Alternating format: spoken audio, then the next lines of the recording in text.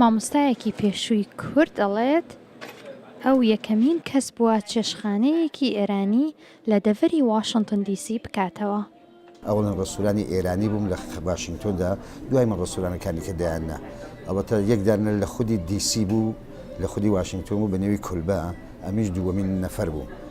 عوسمان ئۆیسی کوردێکی دانیشتووی ویلایەتی ڤێرجینیایە و خەڵکی شاری بۆکانە لە ئێران. ئەوە 18 ساڵە ئێرانی جێهێشتووە و ئێستا لە ئەمریکادا دەنیشێ و تۆزە بەشی سیاسی و شتدا کارم دەکرد، چون مامۆستا بووم قسە و شتم دەکرد لە مەدرسەوانە.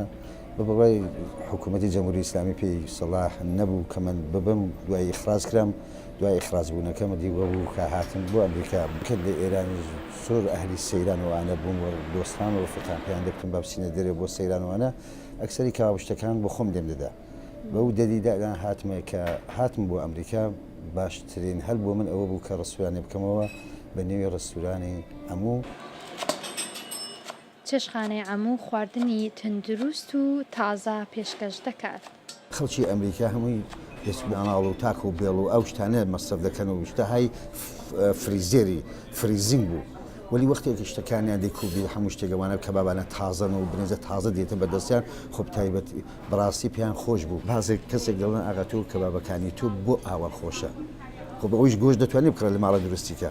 وەلی ئەو شتەی کە ئینسان لێرە ئامادەیە و بۆ خۆم دەزانم چی لەگەڵ گۆشتەکە دەکەم، هەر بەو بیر و بەو باوەڕە خەڵکەکە پێی خۆشە کەواوکە.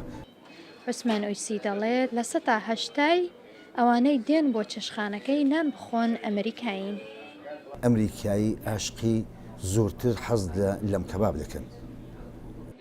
عوسمان ئۆیسی ئەوەندە دەمێکە لە ئەمریکا دەژیات وا حەز دەکات کە ئەمریکا وڵاتی خۆیەتی. چونکە من کوردێکم کە لە ئێرانەوە هاتم، بڵێم ئەوە بڵم کە دەوڵەتەکەی من هەروەتەوە کاربەدەستانی ئێرانیش حتا ئەو مەجالیان بە من نەدا کە من چیم دەبێت چ دەمێ بکەم.